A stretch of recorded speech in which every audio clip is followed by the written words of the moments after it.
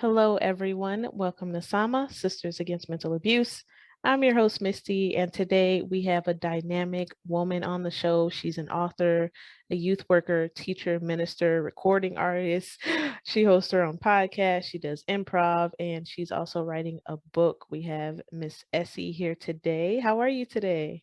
Hi, I'm doing great. Thank you so much for having me on, Misty. Thank you for making the time. So, I want to start off. I am I started reading the copy of the book that you're writing, Finding the Love You Deserve 30 Lessons in Self Love and Acceptance. And I think so far, because I haven't completed all of it, but I think it's amazing. I love how you dig deep in this book and you place a special emphasis on loving yourself, getting to know yourself, courting yourself, even.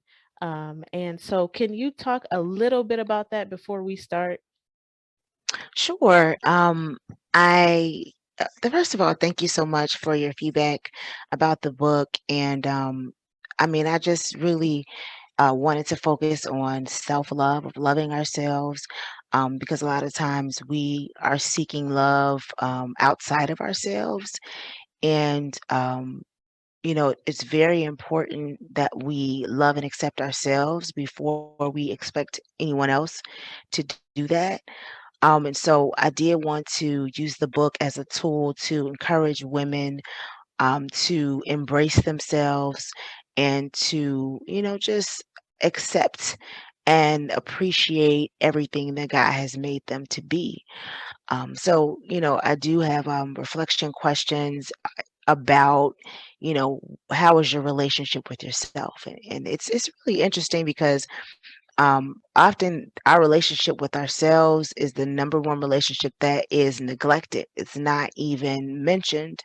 Particularly in faith communities, we say love God, love other people, but there's not a lot of advocacy around loving yourself, even though scripture says love your neighbor as you love yourself. So you can't really love others if you don't truly love yourself. And that's a lesson that I had to, come to grips with. After failed marriage, I realized, I didn't really love myself.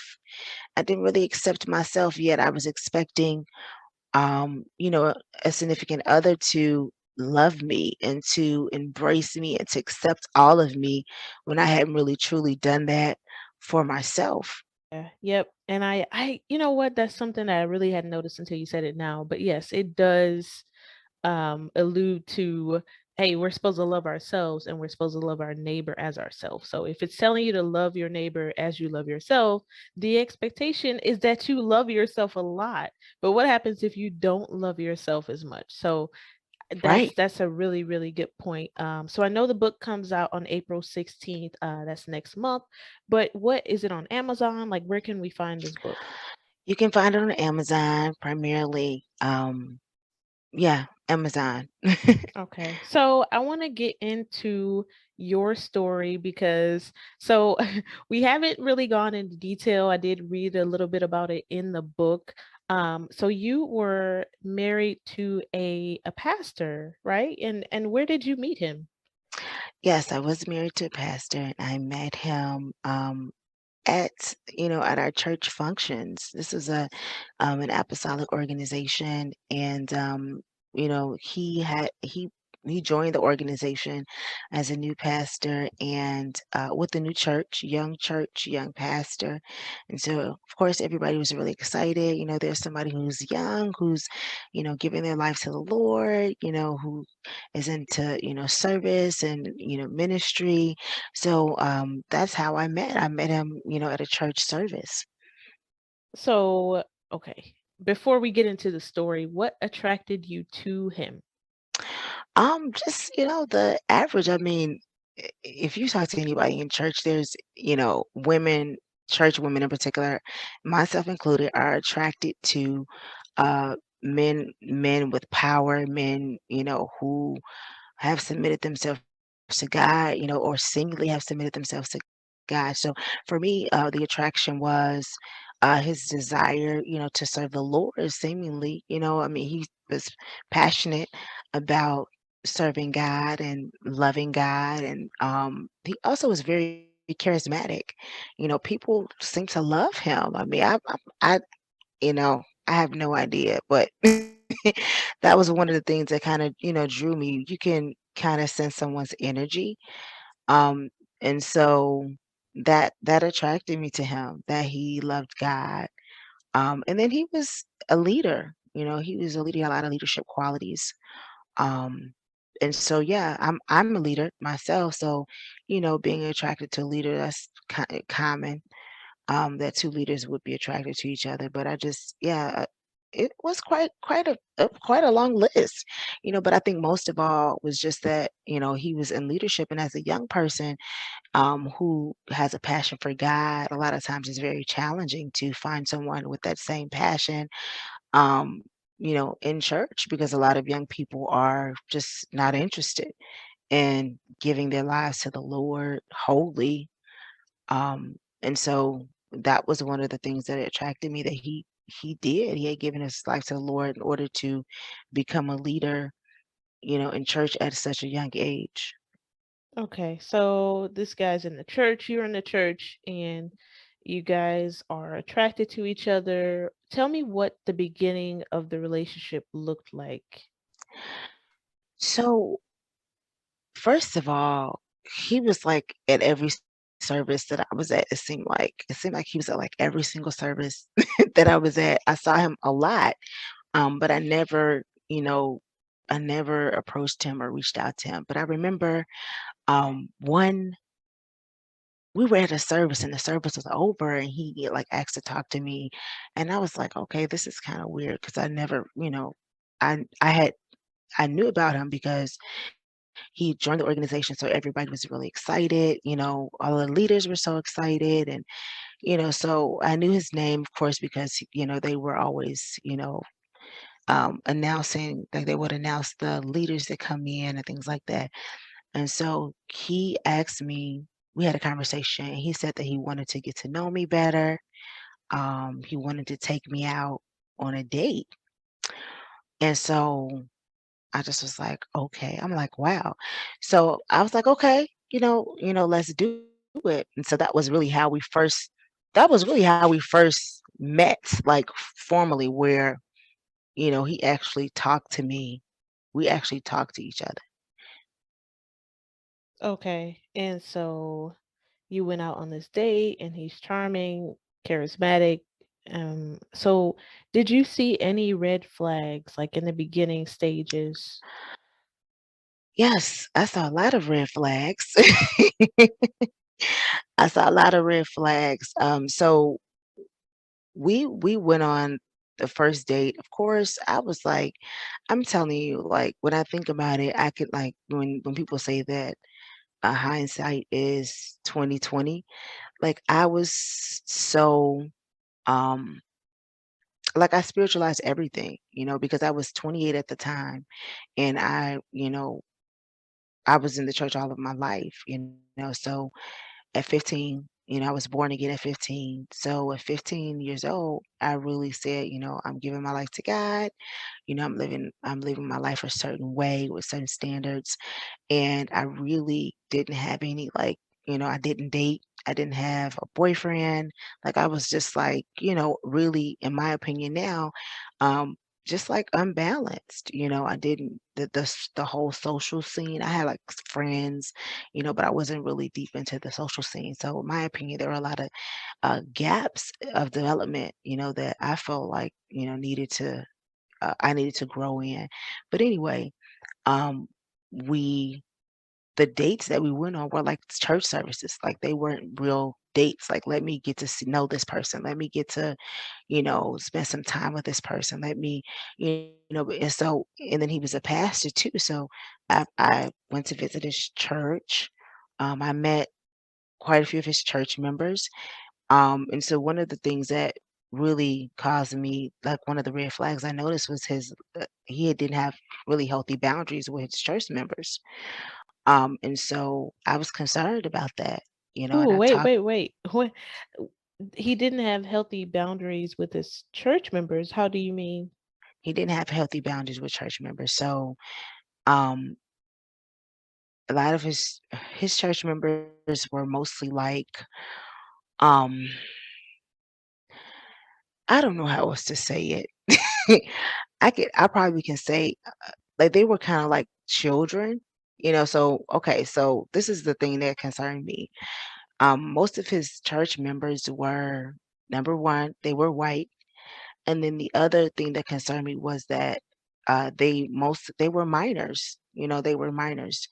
So, you know, he spent a lot of time with them. Like he had no, how normally when you're, in ministry, there's a time for ministry, then there's a time for your social life, then there's a time for your work life, then there's a time for, just all of Mhm. the aspects that make you you. Well, um, they spent a lot of time together. He spent a lot of time with his church members in church and outside of church. So they would hang out at his apartment. They were really, in my opinion, like common. There were not real clear boundaries about okay when what are appropriate things to do, with your pastor as opposed to appropriate things to do with just a friend. For example, like my pastor, I wouldn't just walk up to my pastor and start like wrestling him down to the ground. Like if it was another like young guy, like a teen, but that's inappropriate in every circle that I have been in. Because even as a teacher, you have different, you have boundaries. I'm a teacher. I teach high school. I've also taught middle school and first grade, second grade. I've taught those students, but there are certain boundaries as far as regards to physical touch, and then also in regards to how you speak, what you say, what's appropriate, what's inappropriate. Um, and everything has its place. We all know that. So, there were some things that I noticed, and I was thinking, I'm like, I also talked to him about it. I said, you need to set, better boundaries. Just set better boundaries. So that was the red flag for me, you know.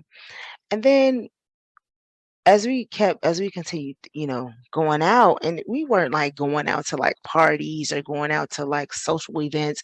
We were going out to services. And it's very different. It's different when you're like in leadership at certain churches and certain organizations. It's really not a date. So that's, why we really and I we really did not date. I really didn't date as I should have, but also I had no experience dating. I didn't have experience because I had never dated before. Um, so it was a learning curve for me, but is what it is. I had a lot of um red flags, and I remember this. I did go and talk to my pastor at the time, and he just basically like he mocked me. He was an older pastor, and I told him these are my concerns. I had a list, girl. I had a list. I found out that he was writing checks that were bouncing. Like he was writing like fraudulent, checks. That was another one. Um, and I found that out from my father, but I didn't really know at the time, I didn't really know what that meant. I just was like, why would anybody be writing a check that they don't have the money for? I had absolutely no idea what that meant. I also had found out that some of the things that he said were not true, because like I had my questions and everything. You know how people tell you, oh, go on a date, have your questions and everything. So I had like this list of questions. I wanted to get to, know what was going on. But he basically lied about a lot of those questions, and I didn't find out until later on. And as we were dating, I didn't find out, So but I what had gone, I want to I, know, cuz what kind of things was he lying about? Cuz obviously well, the checks is like a big red flag, but what kind of things was yes. he lying to you about? Well, I can tell you. So we his salary. He lied about his salary. That was a big one. That was a big one. Oh wow. He lied about his salary because I asked him that question before. We were living in separate, of course, in separate counties. We were both in Illinois, but we were living in separate counties. So I only saw him, when we arranged to get together. You know, it wasn't like every day, wasn't like, multiple times a week all the time either, because as a pastor, he had a busy schedule. So when we could get together, we would get together, but it was always, I could say with confidence, most times at like a church service, and you can't really get to know somebody at a church service because you're at service, you know. Um, but after we got married, when we were the first date we went on, I asked him like, "What do you do? What are your passions?" I had the whole list, and he told me that he made $30,000 a year. But then I found out when we got married, he didn't make $30,000 a year.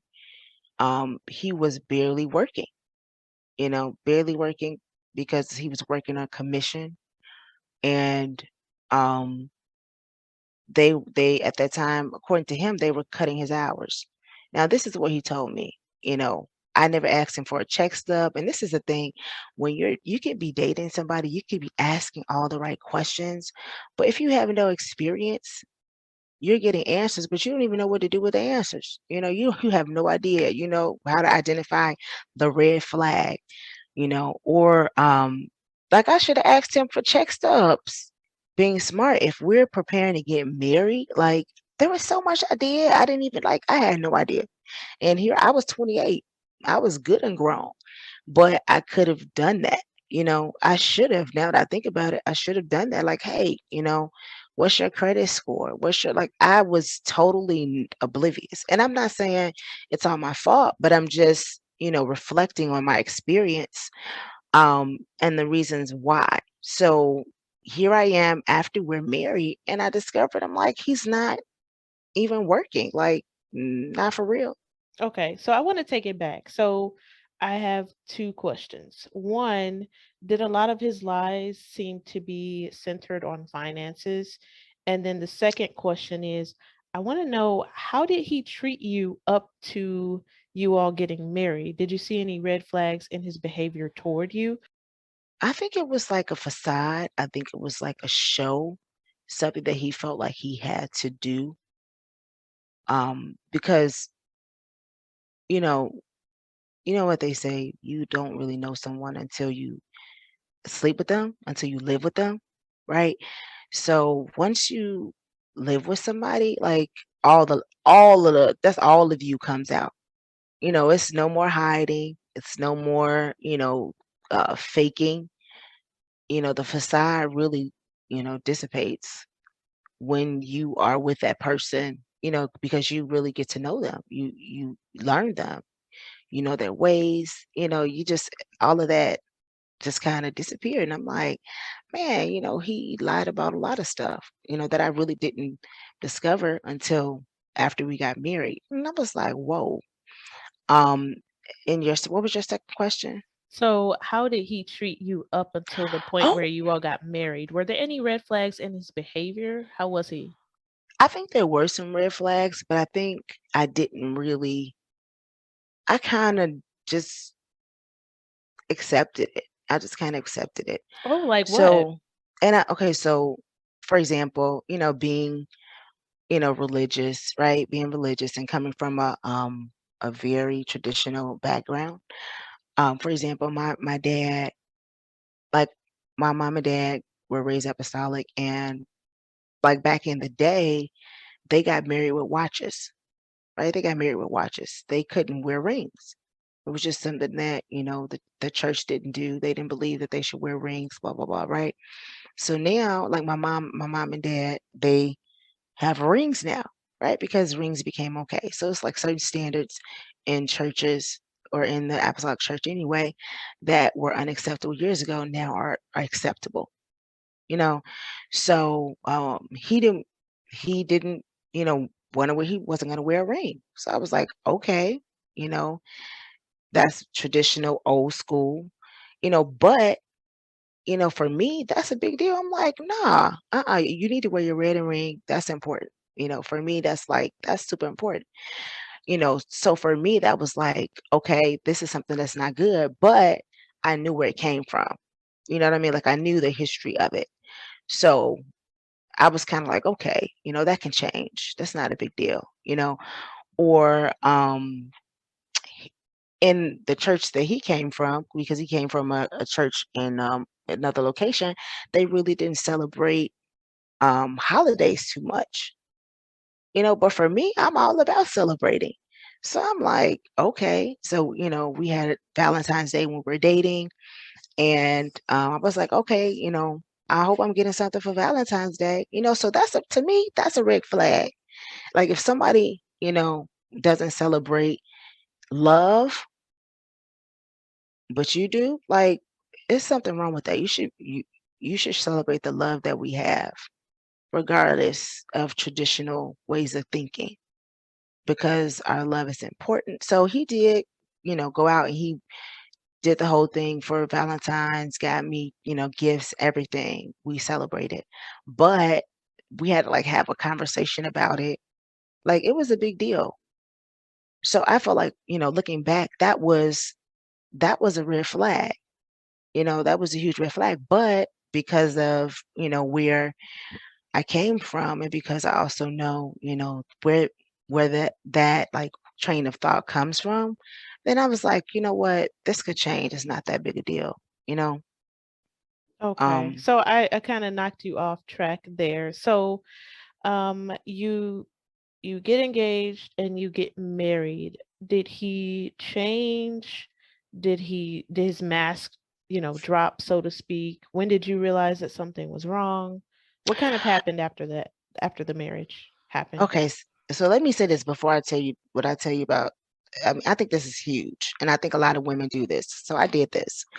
Um, okay, so before we got married, though, we broke up. And this is big. We broke up. This is a missing factor, right? We broke up because, well, he broke up with me because according to him, he talked to another bishop that told him he needs to just focus on ministry and not worry about having a relationship. This was verbatim what he said. And so I was devastated because I was like, what? After everything we've been through, like we've been together for months, and all of a sudden you say break up because somebody, another leader told you this, not because of anything that I did, not because of anything that you did, but because somebody else said we should do this. So we broke up. At the time, I was so committed to, just kind of giving my life over to the Lord in ministry that I felt like, helping to work, helping to start and to build a work would be more important than having a sure foundation for marriage. And we got married. Like we didn't even go to counseling, which was another mistake. Oh, sorry. For the Go people ahead. that are listening and may not understand, a lot of, especially like religious, or well, specifically Christian couples tend to do a counseling just before the marriage to make sure that things are smooth and to kind of ensure a healthy marriage, like a healthy start to the marriage. So I just want to add in that caveat for people that are Oh yeah. listening and they may not know what we're talking about when we say counseling. Oh yeah. Premarital counseling.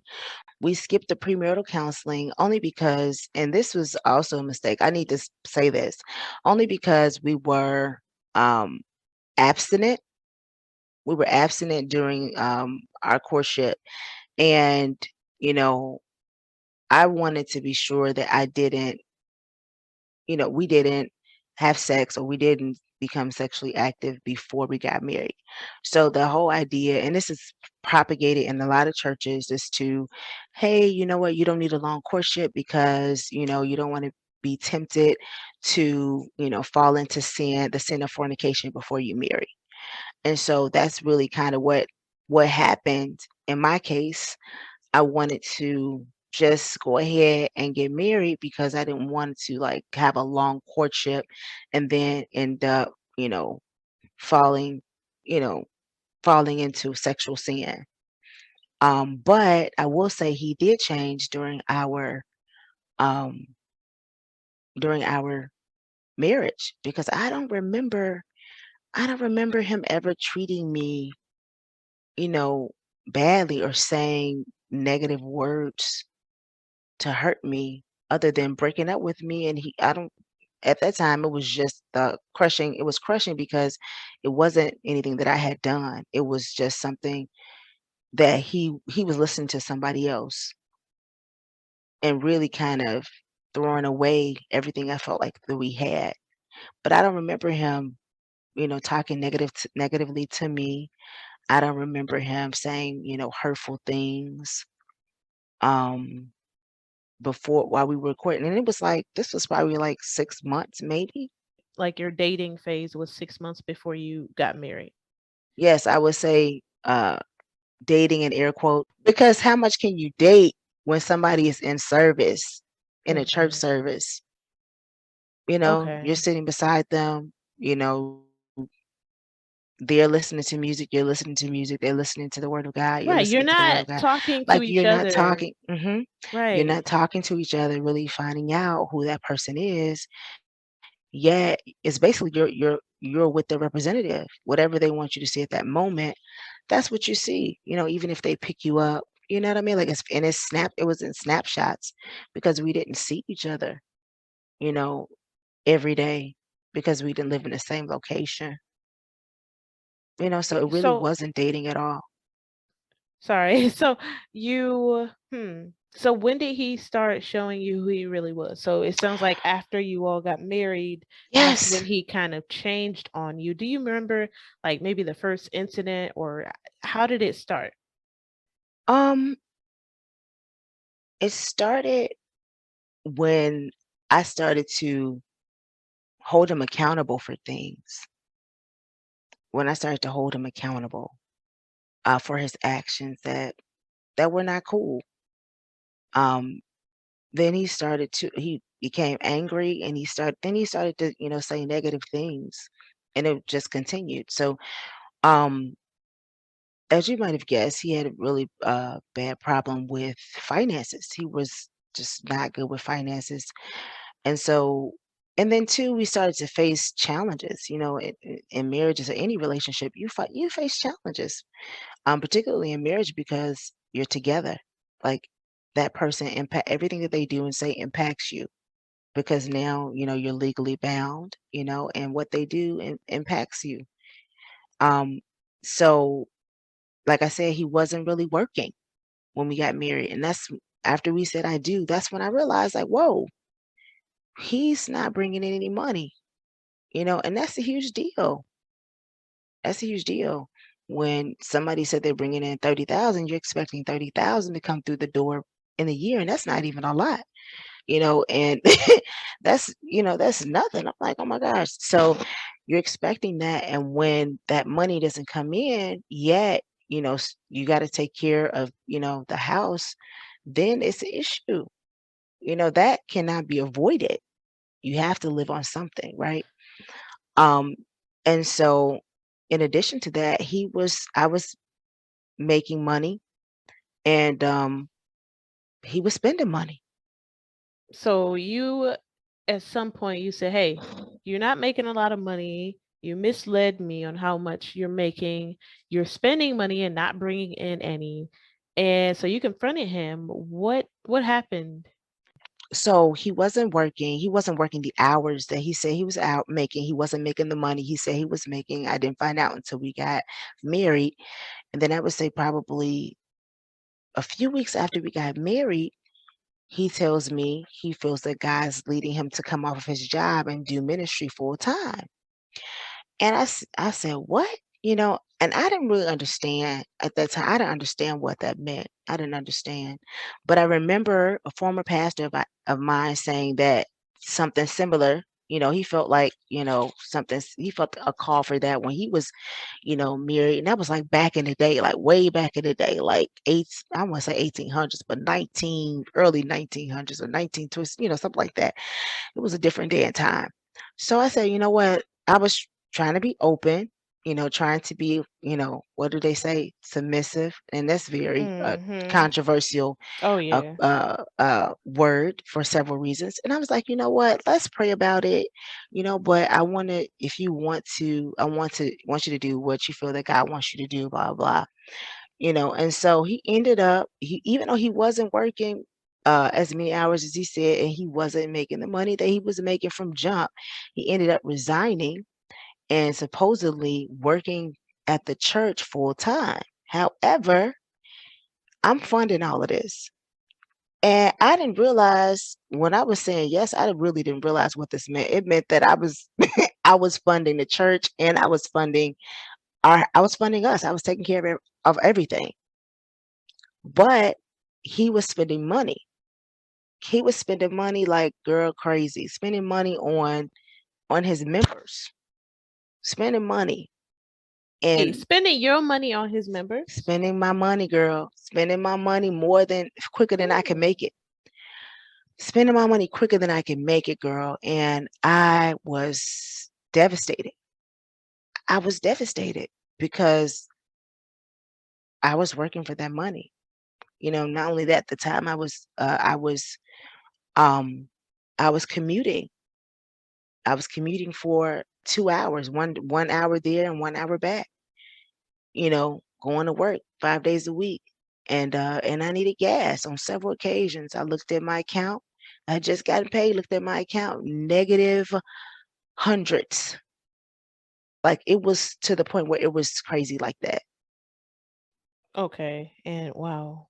And So is this when you spoke to him? yes, yes, this is what yes, and I was like, wait a minute, where did all of these looking at the expenses, come to find out was he took this church member out to dinner. And I'm like, what? Hmm. I'm like, what are you doing? You're spending, money when, I'm telling you, I was like on several occasions, I needed gas money to get home. I went to use our car and I could not. I was driving on fumes, literally, because I checked the balance and it was negative. Mm. And I had just recently gotten paid, and I was in tears. I mean, and this happened multiple times. And so what I did was, and this is the weird part, what I did was I actually uh ch- I I had another account, and I changed my direct deposit. And this is what did it. I changed my direct deposit after talking to him, and nothing changed. I changed my direct deposit from our shared account to another account. And he couldn't take it. That's when he really got upset. "Why did you take the money?" I'm like, I'm telling you to stop spending the money, and you're spending it faster than I can make it. Mhm. And so we really that was one of the hardest thing. That was like the most challenging thing at the beginning of our marriage. That was huge. I mean, getting on a budget, um, and holding him accountable that you can't spend this money. Because he was spending money, but I had bills that I was taking care of, and those were auto drafted. So we got auto drafts coming out that he doesn't know anything about. And then he's spending. And so it was just not working. Okay, so at this point, you see there's a problem financially. You did the smart thing because you had your own personal account and then you had the direct deposit shifted over. Right. And so when he found out he was upset, but was it a normal, like healthy exchange that you all No, had or no, we did not have a healthy exchange because he refused to comply with not spending the money. Like he felt like he had every right to spend that money, which is the reason why, kind of like what, just being in a religious faith, a lot of men feel like they have every right to do whatever they please, and their wives just have to submit, or their wives just should accept that. And so not only that, but he hadn't really been held accountable, like as a pastor. Who is his pastor? Who does he have to answer to? We just felt like he had every right to spend that money because he was the head of the house, and hey. Okay, so he pretty much went with I'm the man and Oh, I'm gonna do it anyway. yes, and that's why I had to transfer the money. Mhm. So but even with that, he was very upset about it, and but he vowed, "Oh, this will never happen again." But that already happened. He had already vowed, "Oh, I'm not gonna do this again." Same thing again. It was not a good exchange. It wasn't a He was unreasonable. Did he ever escalate? Did things ever escalate in terms of like the way that he would talk to you or like his I know you said that we talked about religious abuse. So when did hmm this come in? When did this came in. This Everything that I'm telling you happened. It couldn't have been 2 months into our marriage where all of this happened. Things this would be small things where he would say, he wanted me to do something, and I felt like I didn't want to do that. Just everyday things. And I would say no. And he really had a problem with me saying no, and feeling like I shouldn't say no to him because I'm his wife. Which is That's not true. I'm a person. I have a right to say no. I have a choice. For example, we we went to an event. Now this is very small, right? We went to an event and we were driving separate cars, and he wanted me to leave my car someplace that where I didn't know. I didn't know the location. I didn't know if my car would be safe. He wanted me to leave my car and to get in the car with him and go. And I'm like, no, I don't want to leave my car because I don't know this area. You know, well, he felt like I should just listen to him because he's my husband and leave my car and go with him. Well, that's really not how things go. So it's sometimes just the smallest things. Because I'm the head of the house, I'm the husband, you should listen to me. I know what's best, which is totally not right. It's just not right. But he would escalate things as far as calling me names, saying that, I'm disobedient, um, also that he's not attracted to me anymore. He doesn't want to be with me. when did that start happening? About how long That in the that started marriage? happening. That started happening from that moment that anytime I would set boundaries, then Mhm. that would be his go-to. Like if I set boundaries about, like I just said, about the fact that I'm a woman, I'm a person, I have choices, um, or something that was done inappropriately that needs to be corrected, then that's, that's what would happen. Okay. He would resort to that because he had a certain perspective, that this is how I was supposed to act, and that was very hurtful. I think he said to me that I was very masculine, and Oh, I was saying wow. to myself, okay, what do you do, as a woman who wants to, be pleasing to her husband, who wants to please God, um, but then who wants to be in a partnership. But it seems impossible. Like it's really hard to navigate that when the person that says that they love you, they're, you know, calling you different names and just being, um, should I say, unwilling to compromise and to partner. So he was really using his gender against you and in some ways the Bible, I guess, to kind of and I know for black women in particular, I feel like men call us masculine when they really want to trigger us. Like for black women, that's like a it's almost like a dirty word to call us that because he's trying to force you to do what he wants you to do, and it's Or manipulation at that point. yes, or what he feels that a woman should do. What a woman basically that you should do whatever he wants you to do in this instance. And I think it's really hard navigating that space because in situations where you're thinking of your safety, where you're thinking of, what's most logical, in the case of, even the money, only a fool would keep letting somebody spend the money that you need to to manage your home, over and over again. What is it masculine to take the money and to protect it so that you can continue to live?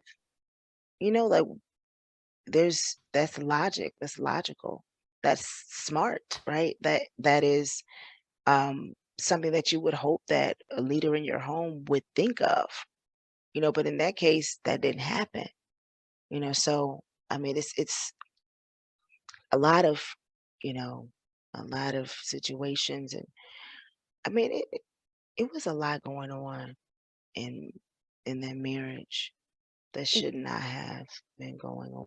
During this time where these things are happening, did you share this with anyone? Did you have friends or family that you talked to?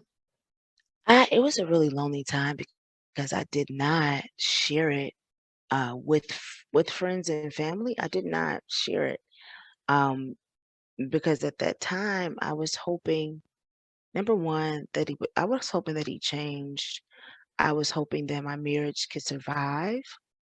Didn't want to, you know, s- speak negatively about him because he was a pastor. Um, I really didn't have anybody that I could talk to because I was really trying to protect his reputation. Um, but I mean, after a while it got really bad. So I did reach out to um leadership, like my former pastor that I went to, with my concerns before we got married. He actually married us. I went to um the superiors in our organization that are supposed to be, you know, uh, over him, that I really, supposed to be able to manage, the pastors, under that they oversee. And it was like silence. Like it seemed like nobody could help me. Maybe they didn't care enough. Maybe I have no idea. Maybe they didn't want to be the ones to speak out on it. I have no idea why, but one of the pastors offered to counsel us, but my ex-husband didn't want to go to counseling, Oh, and we wow. were actually getting ready to go to counseling, and he got upset, and he's like, "We're not going," and I'm like, "What? We need to go to We're not going." So, and every time we would make an appointment, the same thing would happen. He would get upset about something and say, "We're not going." So we could never make it to counseling. Okay, so he was uncooperative, trying to get counseling as well. So what was the incident that ended the marriage? It was a lot of things, but like I couldn't get anybody to I just we just couldn't get help. Like he was unwilling to get help. And so it was just a buildup of a lot of things. But ultimately, after trying to, hold the marriage together and, just hoping that it would work out, we had one conversation. We were in our apartment. It had been probably, I'll probably say 2, 3 weeks where like there would be days where he wouldn't even talk to me. Like we would be in the same house and he wouldn't even speak. And so I'm like, this is crazy. This is not working out. This is crazy. So I remember I asked him something like, why are we doing this? And he said, I don't love you. And I've been trying to tell you that all along. Wow. So he said that and I said, what? I remember saying, "What? What did you just say?" I was like, "What are we doing then? If you don't love me, why?" Like, I was just like, this was the first time I'd ever heard that. And I was like, "What are we doing? If you don't love me, then why am I going through all of this?" And so then I asked him, I was like, can you find some other place to live? He packs his things and he left. I didn't know where he went, what he was doing. Um, and I didn't hear from him for, man, it was that was that was like December 24th. We got married on Christmas Day. So this was like 3 years later, the day before our anniversary, he left. So he was just gone. And at that time I was like, okay, when he left, I felt a sense of relief. I felt so relieved because of everything that, we had gone through. It was very stressful. So when he left, um, I just was like, let me just seek God because I didn't want to get a divorce. Because, even now divorce has a stigma in Christian communities. Um, and I had no evidence, that he was unfaithful. I mean, all I knew was that he left. We had problems, and people say, "Oh, you have to have proof that your partner cheated in order to divorce." I don't believe that. I think that's foolishness. I think that, Mhm. relationships break up, for one reason or another. It's so much more complicated than did somebody cheat. You just have to have the skills to work together. Um, you have to have understanding. There's so much that you need, but I for 2 years, that was 2013, 2 years, I didn't get divorced. I didn't Wow. get divorced because number one, I was afraid of what people might say. I was still there. I was after having been broken and been in, that relationship um, with the pastor, supposedly. Um, and with the emotional abuse, there was so much to it because he would get up and preach. He would get up and preach and talk to everybody else, love on everybody else, and then we would get home and he wouldn't even talk to me. Like he wouldn't even touch me. He wouldn't sleep with me. Like he would deny me that. But he was this wonderful pastor. At times he would get up and he would say all these wonderful things about me over the pulpit. Oh, this is my wife and da da da da da. And then when we would get home, he wouldn't even give me a compliment. Like he would tell me, I'm smothering him. He needs his, space. But there was so much in that, emotional abuse piece, that wasn't just words, just actions. Um, and you know, just manipulative behavior. I didn't get divorced for like 2 years, because I didn't, know of anything that you know, I didn't know if I didn't know that he was unfaithful. Like I don't know if he had an affair or anything, but I was just, afraid of getting a divorce. Like, wow, God hates divorce. Yes, God hates divorce, but he also doesn't want you to be in, unhealthy relationships. He doesn't want you to be experiencing abuse and um, neglect or abandonment, you know. But luckily I did join the church. I joined another church. I started to, receive healing from that, horrible process and um just talking to that's why you got to talk to, get wise counsel. I never heard, that you can get out of an abusive relationship.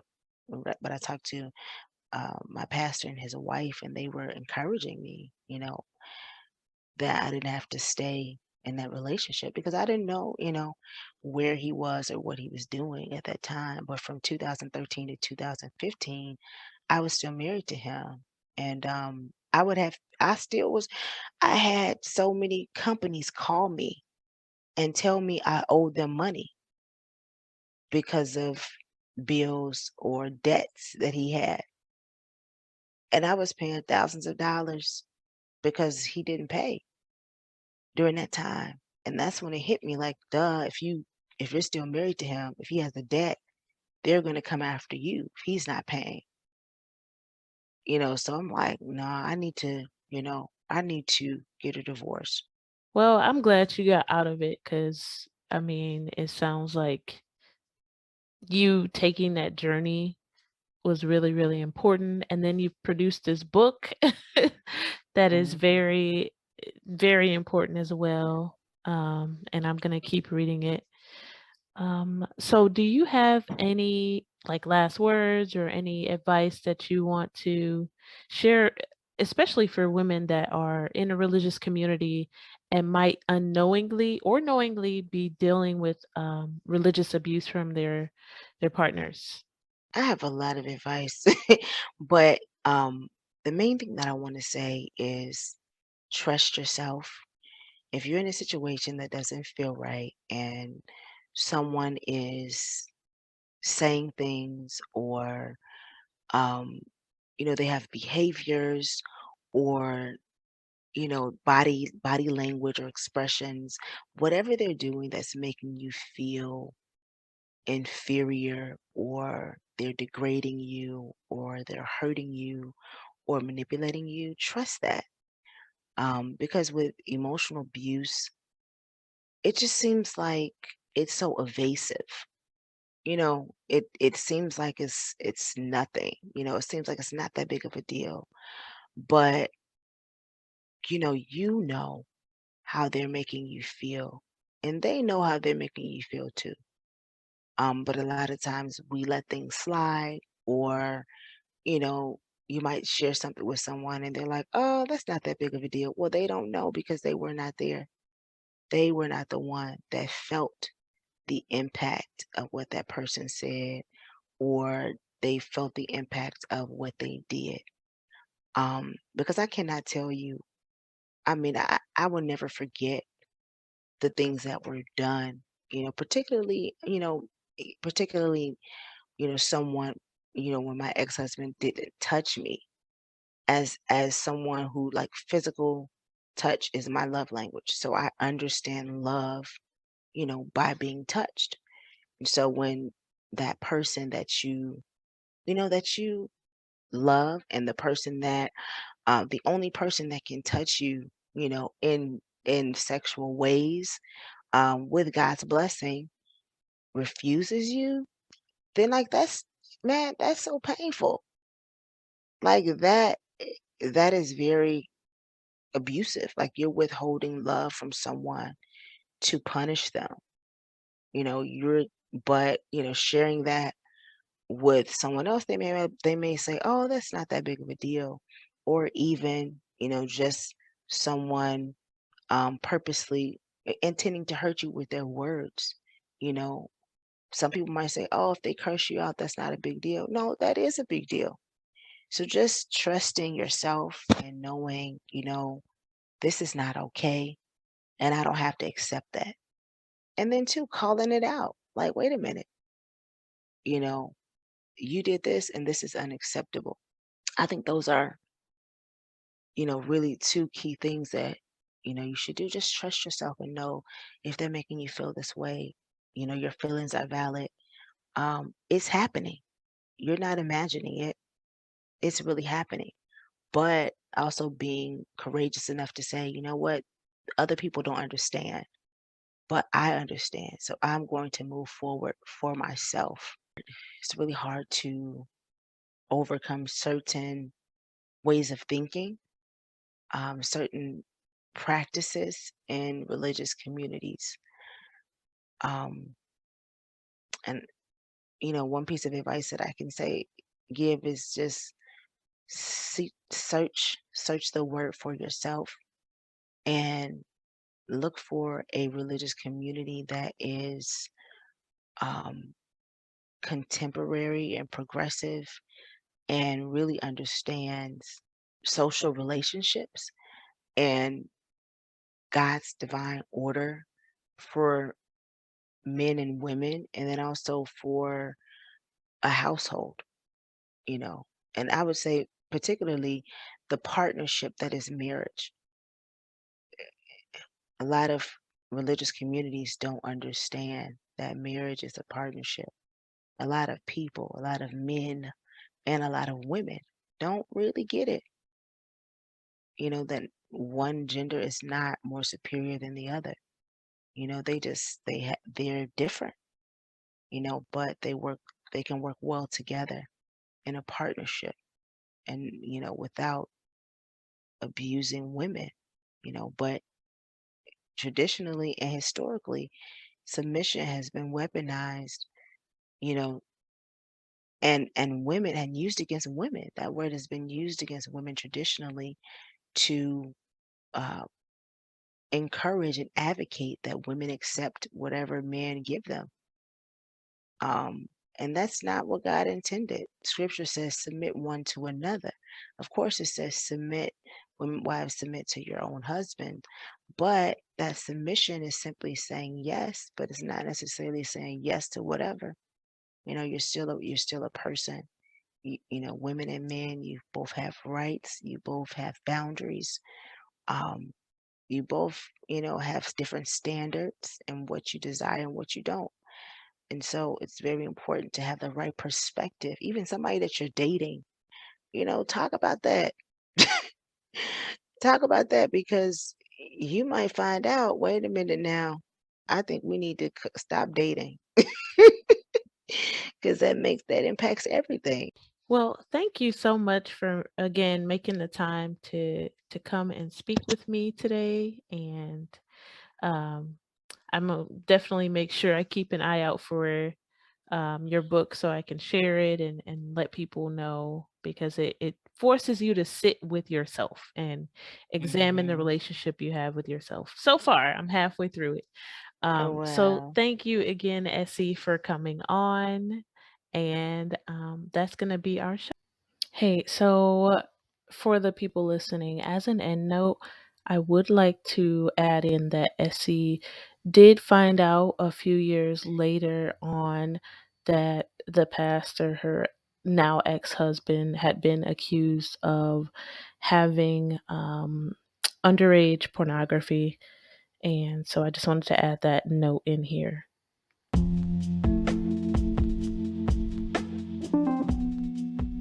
And that concludes our episode for today. Thank you for joining us. If you are a Black woman who has a story to share about mental abuse, whether with family, romantic partner, friendship, or you are a Black woman in the mental health field, please reach out to us, samatogethernow@gmail.com. We are on Facebook as Sisters Against Mental Abuse, and we are also on Instagram at Sama Together Now. Thank you for joining us, and remember, mental abuse is